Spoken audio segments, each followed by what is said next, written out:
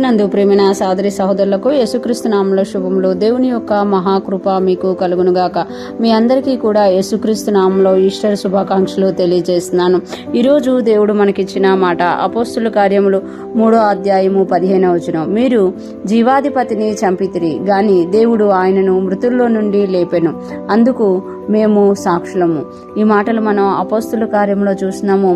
ఎప్పుడైతే యేసుప్రభువు వారు పునరుత్థానుడై శిష్యులకి అక్కడ ఉన్న వారందరికీ కనపడిన తర్వాత ఆరోహణం అయిపోయారో, ఈ పేతురు యోహాను దేవుని శక్తితో నింపబడిన వారై, పరిశుద్ధాత్మ శక్తితో నింపబడిన వారై, పునరుత్థానపు శక్తితో నింపబడిన వారై దేవాలయంలో వారు చేసిన అద్భుతం చూసి అందరూ ఆశ్చర్యపడినట్టుగా చూస్తామన్నమాట. ఆ ఆశ్చర్యపడినప్పుడు పేతురు గారు ధైర్యంగా చెప్తున్నారు కదా, మీరు జీవాధిపతిని చంపితిరి. అంటే మీరు ఎవరిని చంపారు అని అంటే జీవాధిపతిని, యేసయ్యని వాళ్ళు చంపారు అన్నమాట.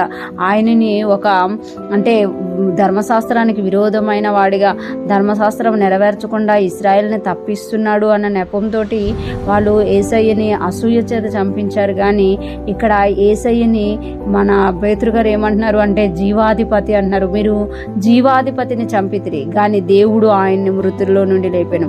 అంటే వాళ్ళు చంపేశారు అసూయతోటి, కానీ దేవుడు ఆయనను మృతుల్లో నుండి లేపాను. ఈరోజు దేవుడు యేసుప్రభువుని మృతుల్లో నుండి లేపి 2026 సంవత్సరాలు దాటిపోయిందనమాట.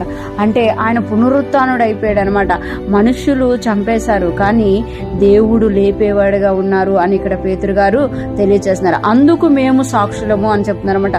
అంటే మేము యేసుప్రభువు వారు జీవాధిపతి, ఆయన్ని మీరు చంపారు, ఆయన్ని దేవుడు లేపాడు అనే దానికి మేము సాక్షులుగా ఉన్నాము అని ఇక్కడ పేతురు గారు తెలియజేస్తున్నట్టుగా మనం చూడగలం. ఈరోజు ఫ్రెష్ మన వింటున్న ప్రతి ఒక్కరూ జ్ఞాపకం చేసుకోవాలి.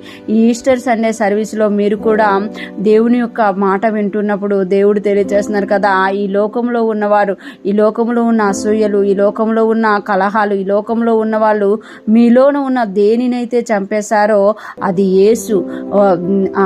యేసుని ఎలాగైతే తండ్రి అయిన దేవుడు మృతుల్లో నుండి లేపారో మనల్ని కూడా దేవుడు అలాగా ఏదైతే చంపబడిందో, మనలో జీవము కలిగించేది ఏదైతే చంపబడిందో దాన్ని దేవుడు మరలా పునరుజ్జీవింప చేయబోతున్నారు ఈ పునరుత్థానపు దినమున. అంటే ఈ పునరుత్థానపు దినమున మనం ఎలాగైతే యేసయ్యని జ్ఞాపకం చేసుకుంటామో, ఆయన మరణించి మృతుల్లో నుండి లేచారు అని జ్ఞాపకం చేసుకుంటున్న మనము, మనల్ని దేవుడు సాక్షులుగా చేస్తున్నారు. పేతురు ఎలాగైతే సాక్ష్యం చెప్తున్నారో ఈరోజు మనల్ని కూడా దేవుడు సాక్షులుగా చేస్తున్నారు. దేని విషయంలో అంటే ఈ లోకంలో దుష్టుడు కానీ, మనుషులు కానీ, సాతాను శక్తులు కానీ ఏదైతే మీలో ఉన్న జీవాన్ని ఆపాలని చూస్తుందో, చంపేశారో దానిని తండ్రి అయిన దేవుడు మరలా ఈ పునరుత్థాన దినమున లేపబోతున్నారు, పునరుజ్జీవింపజేయబోతున్నారు.